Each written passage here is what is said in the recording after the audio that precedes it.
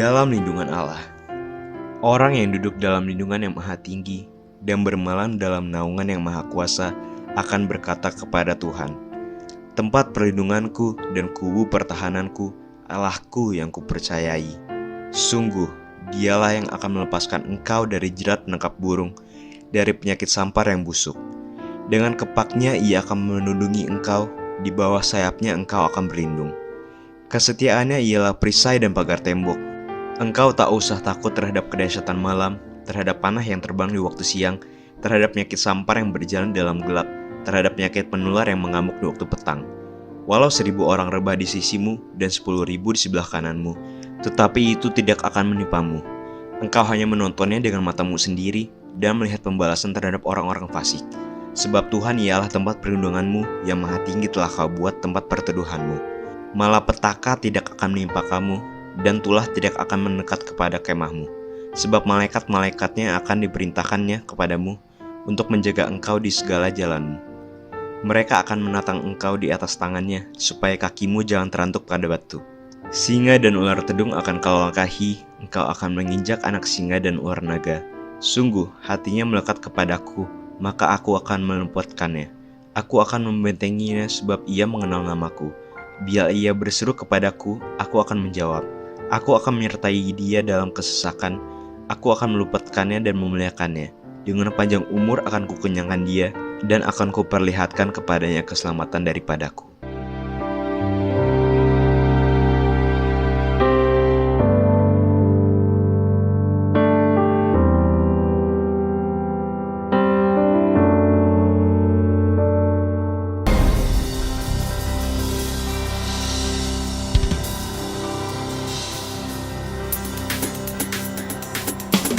Shalom saudara, biar damai dan sukacita Natal beserta dengan kita semua. Mari bangkit berdiri sama-sama. Kita mau puji, kita mau tinggikan Tuhan. Haleluya.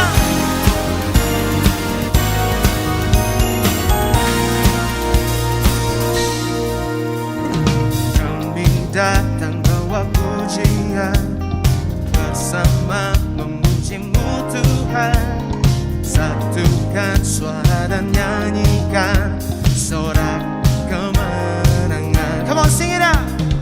Kami datang bawa pujian, bersama memujimu Tuhan.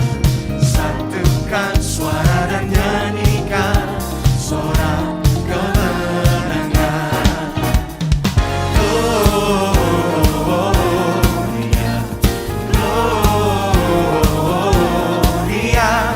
Besar Tuhan di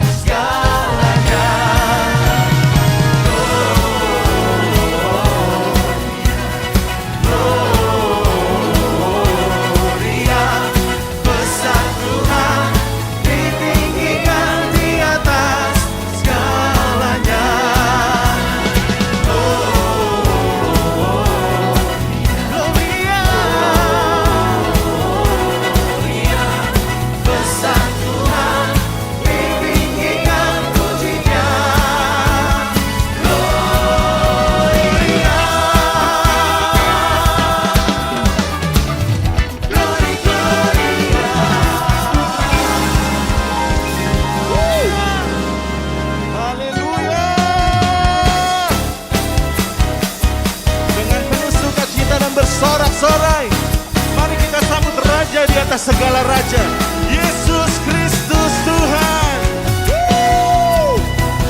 Mari sambut Sang Raja, Yesus Tuhan Juru Selamat dunia yang datang dalam kemuliaan.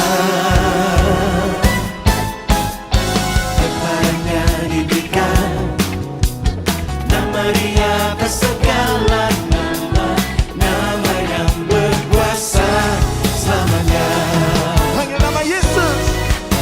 Yesus, namanya disebutkan ajaib, penasehat kita Yesus.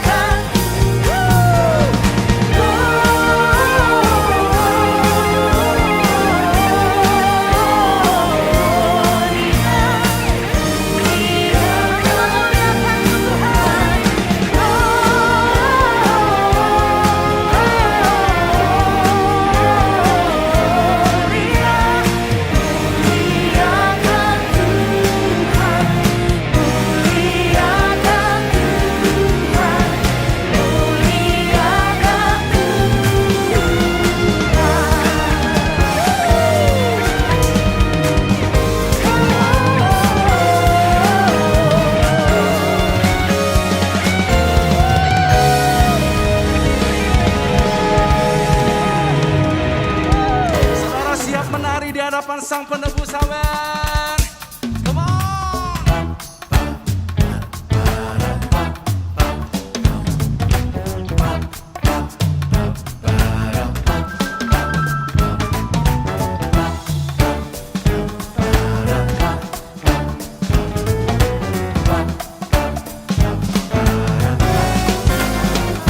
Dia lahir untuk kami, Dia mati untuk kami, Dia bangkit bagi kami semua.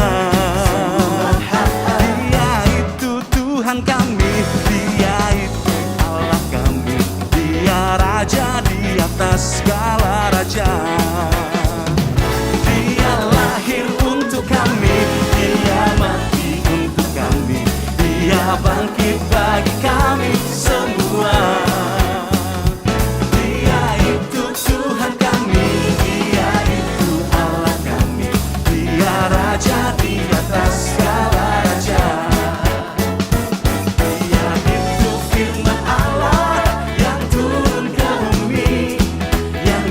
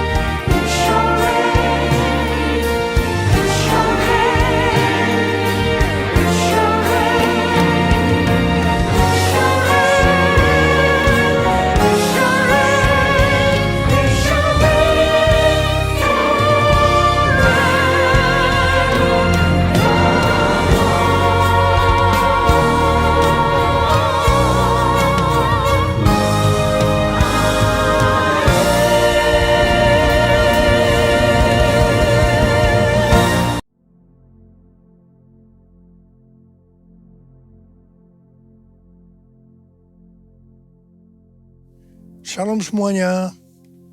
Hari ini kita merayakan Natal bersama-sama. Tema Natal untuk tahun 2023 adalah kemuliaan bagi Allah dan damai sejahtera di bumi. Pada waktu Tuhan Yesus lahir ke dalam dunia ini, ada dua kelompok orang yang datang kepada Tuhan Yesus untuk menyembah Dia. Kelompok pertama yaitu para gembala yang mewakili orang-orang sederhana, baik secara ekonomi maupun kepandaian. Mereka juga adalah orang-orang Yahudi. Kelompok kedua adalah orang-orang Majus dari timur yang mewakili orang-orang yang bukan Yahudi dan orang-orang yang kaya dan pandai. Jadi Tuhan Yesus datang ke dalam dunia bukan hanya untuk orang-orang Yahudi saja, bukan untuk orang-orang yang kaya dan pandai saja, tetapi Tuhan Yesus juga datang untuk orang-orang yang bukan Yahudi dan orang-orang sederhana. Tuhan Yesus datang untuk semua orang. Sesuai dengan yang tertulis dalam Lukas 2 ayat 8 sampai dengan 12. Ketika para gembala sedang menjaga ternaknya, mereka dikunjungi seorang malaikat untuk menyampaikan pesan surgawi kepada mereka.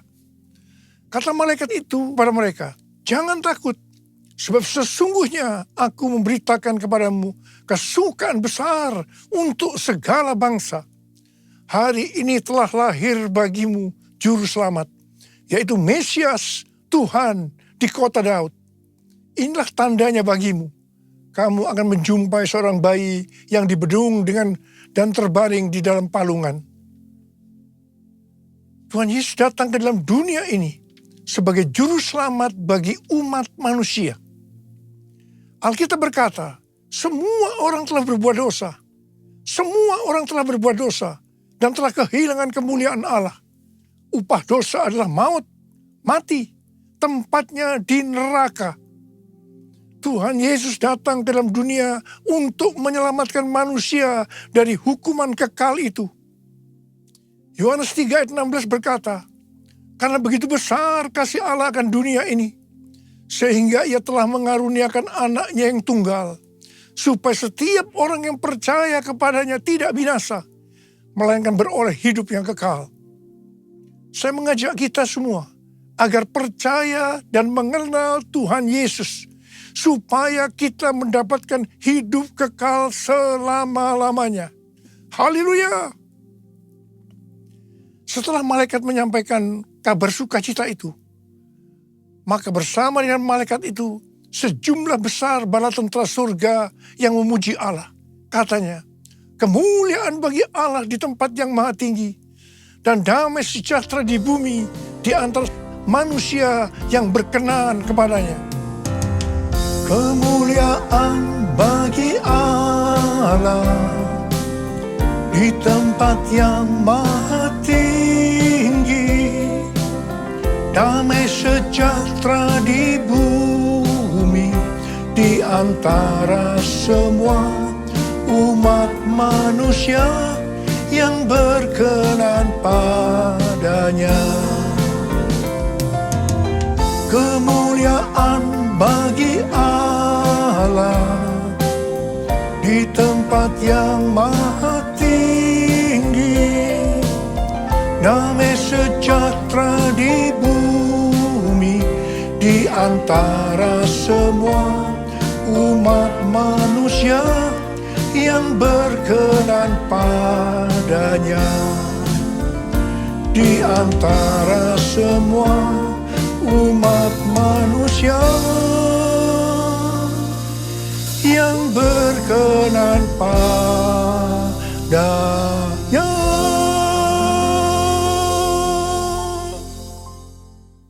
Setelah itu para gembala segera berangkat ke Bethlehem untuk melihat apa yang terjadi di sana, seperti yang telah diberitahukan Tuhan. Setelah mereka bertemu dengan Sang Mesias, mereka pulang dengan sukacita sambil memuji dan memuliakan Tuhan.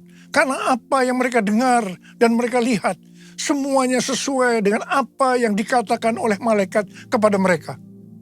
Melalui kisah yang terdapat dalam Lukas 2 ayat 8-14 ini, Tuhan mengingatkan kita untuk melakukan hal-hal sebagai berikut. Yang pertama, menghormati hadirat Allah. Lalu berdiri seorang malaikat Tuhan di dekat mereka, dan kemuliaan Tuhan bersinar meliputi mereka, dan mereka sangat ketakutan. Lukas 2 ayat 9. Kita perlu sadar bahwa Tuhanlah yang berinisiatif menghampiri manusia dan menyatakan kemuliaannya. Kalau kita boleh merasakan kehadiran dan kemuliaan Tuhan dalam hidup kita, itu semua karena anugerah dan kebaikan Tuhan kepada kita. Jika kita sadar bahwa itu semua anugerah Allah semata, maka kita tidak akan meremehkan kehadiran Allah dalam hidup kita. Sebaliknya, kita akan mensyukuri dan menghargai hadirat Tuhan. Meresponinya dengan senantiasa hidup takut dan gentar di hadapan hadiratnya. Kita akan memastikan diri untuk tetap hidup benar di dalam hadirat dan kemuliaannya. Yang kedua, memberitakan kabar baik atau menginjil. Kata malaikat itu kepada mereka, jangan takut, sebab sesungguhnya aku memberitakan kepadamu kesukaan besar untuk seluruh bangsa. Hari ini telah lahir bagimu juru selamat, yaitu Mesias Tuhan di kota Daud. Lukas 2 ayat 10 dan 11. Natal adalah momen di mana kita diingatkan bahwa juru selamat dunia dilahirkan 2000 tahun yang lalu. Pesan ini tidak hanya bagi orang Israel saja, tetapi bagi seluruh bangsa. Injil ini diterima para gembala, kemudian diteruskan kepada orang lain dari zaman ke zaman, hingga akhirnya pesan itu terterima dan kita pun diselamatkan melalui Injil. Para gembala menerima dan meneruskan berita Injil saat mereka bekerja, yaitu sebagai peternak. Kita pun memiliki tanggung jawab yang sama untuk meneruskan Injil atau kabar baik ini kepada seluruh bangsa di dunia kerja kita masing-masing. Jangan biarkan pesan Injil berhenti di kita saja, supaya seluruh bangsa juga menerima kesukaan besar karena diselamatkan oleh Yesus, Sang Juru Selamat mereka. Yang ketiga, memuliakan Yesus dalam hidup kita. Kemuliaan bagi Allah di tempat yang maha tinggi. Lukas 2 ayat 14 bagian A. Yesus yang lahir dibungkus dengan lampin dan terbaring di dalam palungan adalah Allah sendiri. Ia adalah Allah yang kekal dan maha kuasa. Namun ia mengambil rupa sebagai hamba. Dilahirkan sama dengan manusia. Justru hal inilah yang membuat ia layak menerima segala kemuliaan di tempat yang tertinggi. Malaikat Allah tahu akan hal ini, sehingga mereka memuliakan Yesus di tempat yang maha tinggi. Kita pun harus memuliakan Tuhan di tempat yang paling tinggi dalam hidup kita. Kemuliaan nama Yesus harus menjadi pertimbangan dalam setiap pengambilan keputusan di dalam hidup kita. Pastikan pilihan-pilihan hidup yang kita ambil adalah yang membawa kemuliaan bagi nama Yesus. Dan yang keempat, membawa damai bagi dunia. Dan damai sejahtera di bumi. Lukas 2 ayat 14b. Di tengah dunia yang penuh peperangan, kelaparan, bencana alam, kriminalitas, dan kondisi manusia yang semakin jahat, masih ada pengharapan akan damai sejahtera di bumi. Di zaman akhir ini, shalom atau damai sejahtera yang benar-benar dibutuhkan oleh dunia. Namun dunia sulit melihat dan merasakan damai sejahtera itu di tengah kekacauan dan kejahatan hari-hari ini. Kelahiran Tuhan Yesus sebagai Raja Damai memberikan pengharapan bahwa masih ada damai sejahtera di bumi ini. Adanya kejadian perang di beberapa tempat dan kondisi politik hari-hari ini membuat pengharapan akan damai sejahtera di bumi makin relevan dan dibutuhkan. Oleh sebab itu, sebagai anak-anak Allah, kita pun harus membawa damai dimanapun kita berada. supaya dunia dapat melihat pengharapan itu. Orang dunia akan datang kepada Tuhan melalui kehidupan kita dan menerima Sang Raja Damai menjadi Tuhan dan Juru Selamat, sehingga mereka pun akan mengalami damai sejahtera di bumi. Yang kelima, menjadi orang yang berkenan kepadanya. Dan damai sejahtera di bumi di antara manusia yang berkenan kepadanya. Lukas 2 ayat 14b. Damai sejahtera di bumi ternyata tidak dapat dirasakan oleh semua orang. Hanya orang yang berkenanlah yang akan mengalami damai sejahtera di bumi. Oleh karena itu setiap kita harus lahir baru, yaitu menerima Yesus sebagai Juru Selamat kita. Dan setelah itu berkomitmen untuk hidup kudus di hadapan Allah. Hanya orang yang rela memikul salib dan menyangkal diri yang akan berkenan kepada Allah. Dan akhirnya merasakan damai sejahtera di bumi. Oh Yesusku, Engkaulah Raja Damai. Kau turun ke dunia, selamatkan manusia. Oh Yesusku, Kau Tuhan penuh kasih. Kau berikan hidupmu untuk tebus dosaku. Kaulah Allah yang kupuji. Kaulah Allah yang kusembah.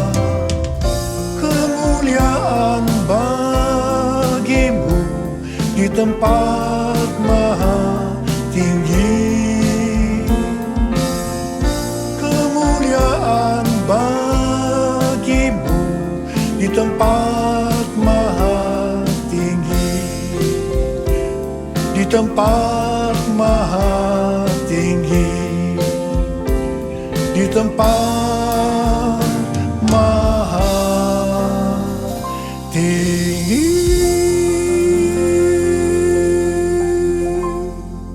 Sesuai dengan yang tertulis di Matius 2 ayat 1 sampai dengan 12. Maka orang-orang Majus dari timur dituntun untuk menemui Yesus dan menyembahnya melalui kitab para nabi. Disebutkan bahwa Mesias akan dilahirkan di Bethlehem, di tanah Yudea.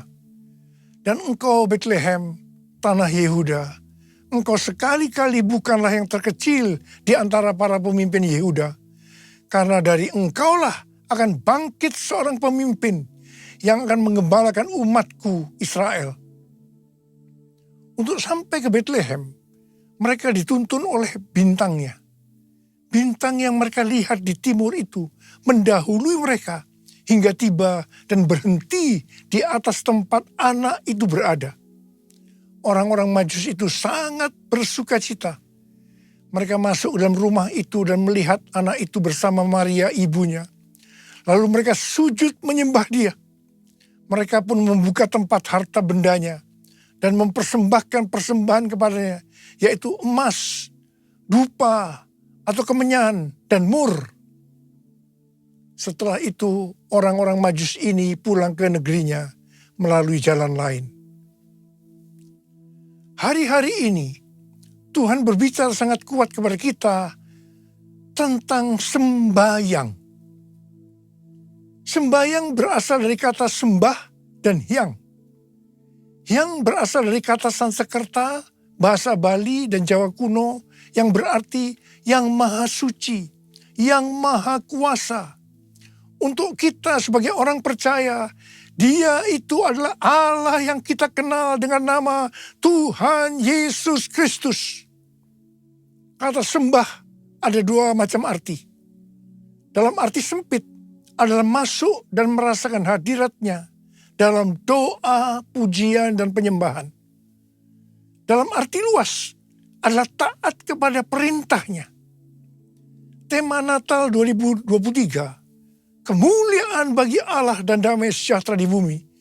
Ini adalah pujian bala tentara surga meresponi pemberitaan malaikat tentang kelahiran Juru Selamat Kristus Tuhan.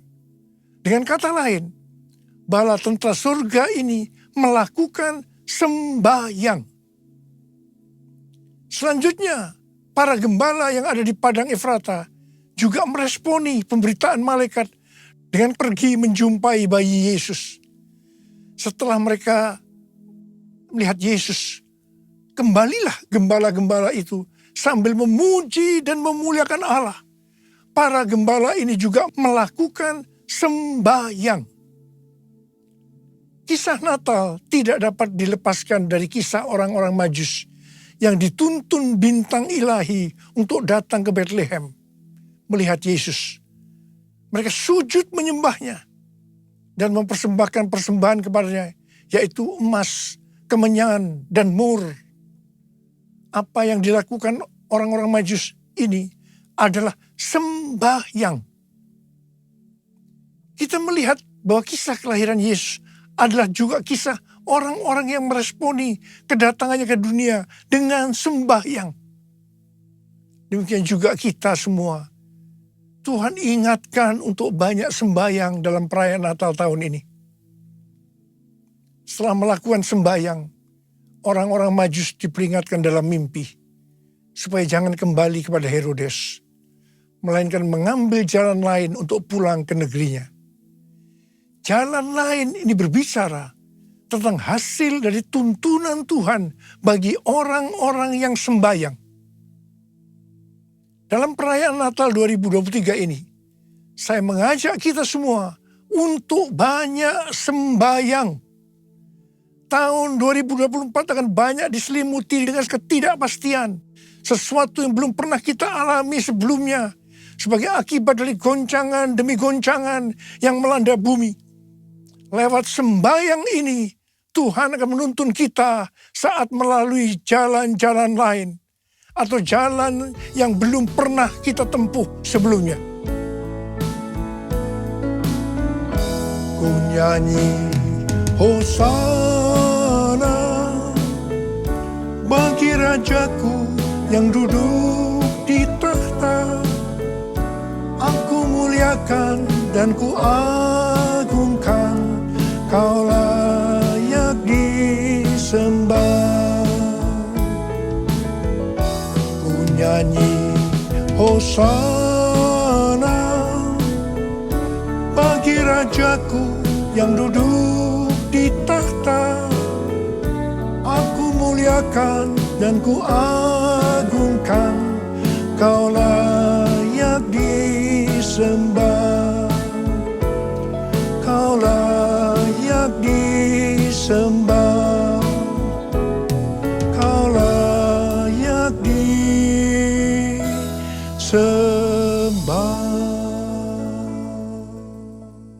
Pada tanggal 23 Oktober yang lalu, diadakan perayaan 40 tahun Asia Evangelical Alliance di SICC Tower.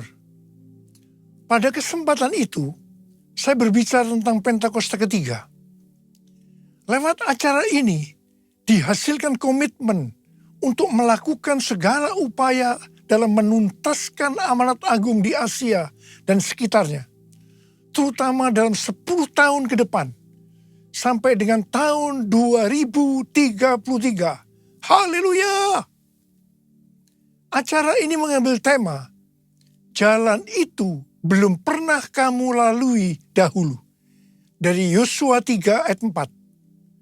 Ini adalah bagian dari kisah perjalanan bangsa Israel ke tanah perjanjian yang dipimpin oleh Yosua.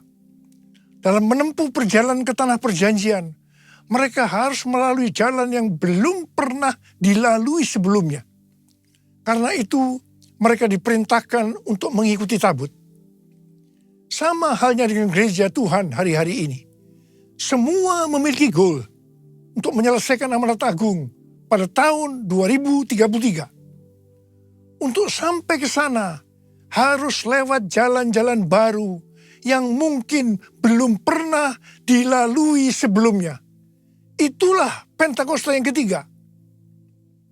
Bangsa Israel harus mengikuti tabut dengan jarak 2000 hasta atau kira-kira 914 meter.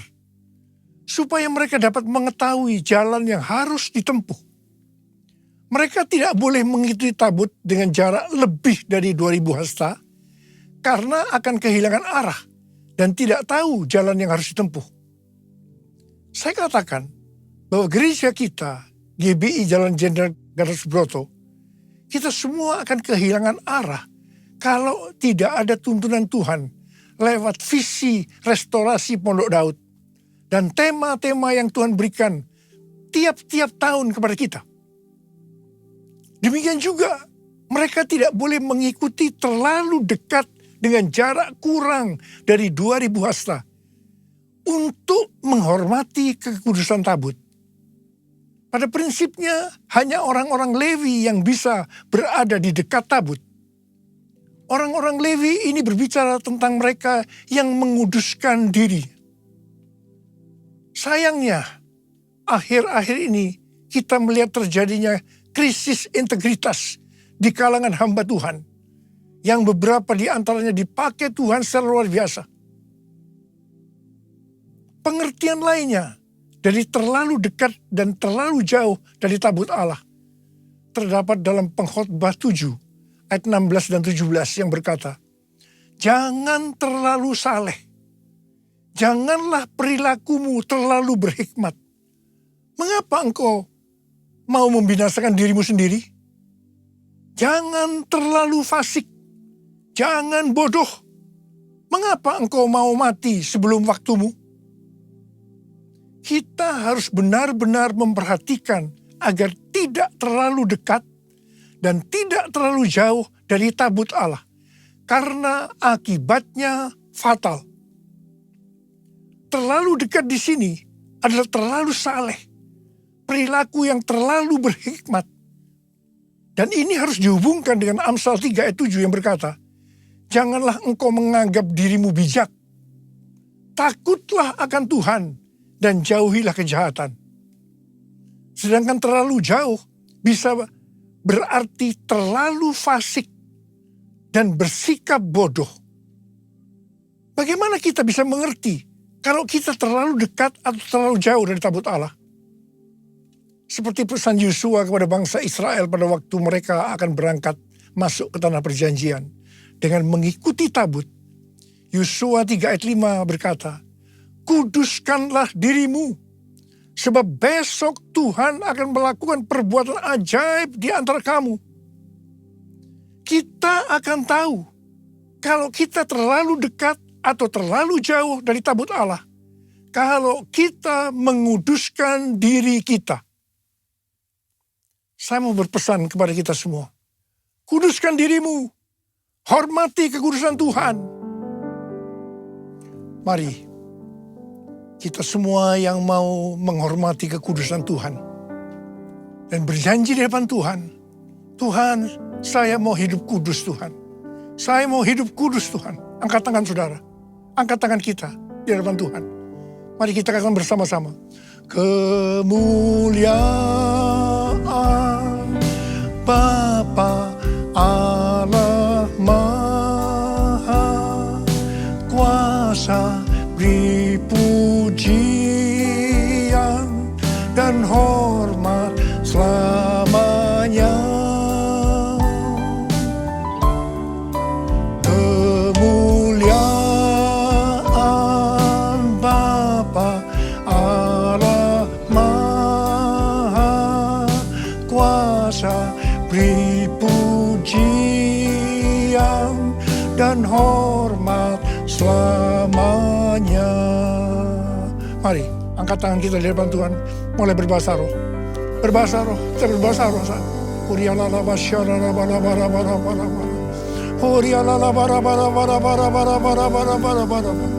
Oh ya Tuhan, ya Tuhan, ya Tuhan. Oh rana makana maya rana maya rana. Bapa ya Bapa, urapi kami semua, urapi anak-anak-Mu Tuhan. Kami akan masuk dalam tahun yang baru, tahun 2024.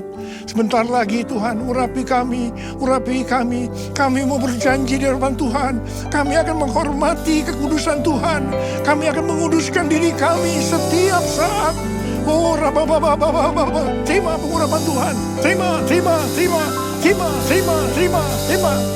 Oh, kemuliaan